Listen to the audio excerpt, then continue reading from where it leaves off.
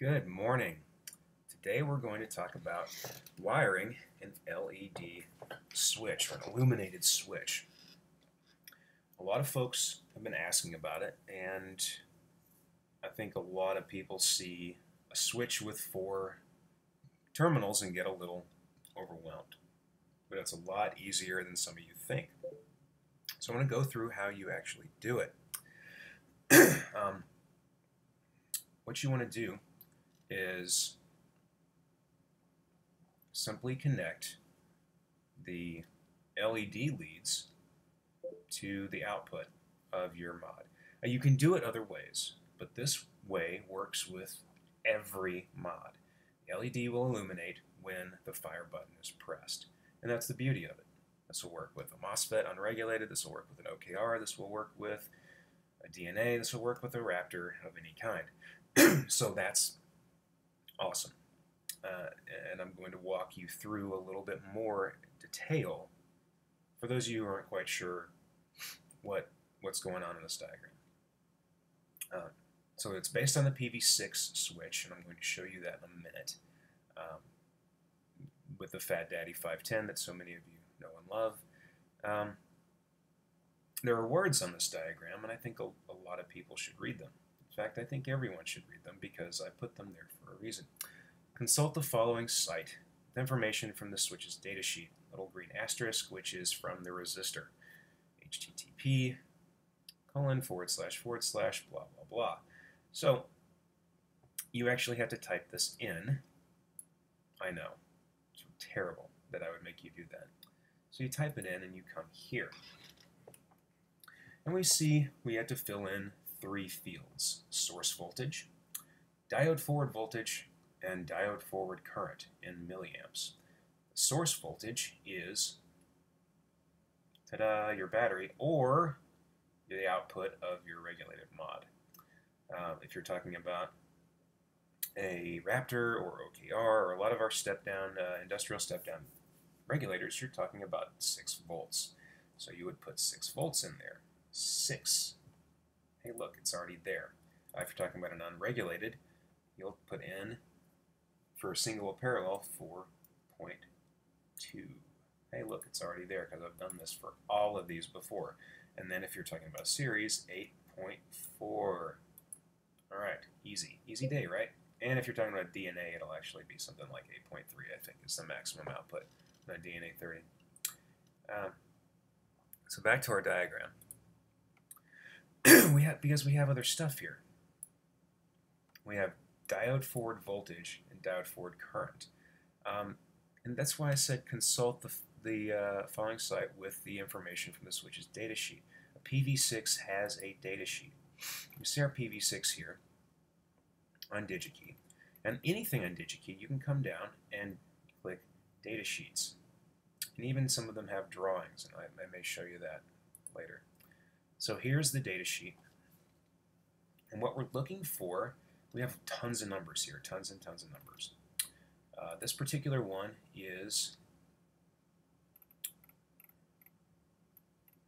red. It is illumination type and color LED red. And it actually even has, this is the diode forward voltage, but I'm going to show you where you can find it on the data sheet. So we come down, and it's in real small letters here. And sometimes that'll throw people off, but that's why you read the entire data sheet. Base voltage for LED colors, red, yellow, and orange, is 1.8 volts at 20 milliamps, which, by the way, is why on my diagram I said if all else fails, assume 1.8 volts forward voltage and 20 milliamps forward current, because that will safely give you a resistor value. You're not going to find a lot of illuminated switches with LEDs with a lower forward voltage of 1.8 volts. So that's fine. So we have our information. We have 1.8 volts and 20 milliamps. So we go back to our calculator. 1.8. Forward current, 20. Getting over a cold. Yummy snot. Okay. Find R.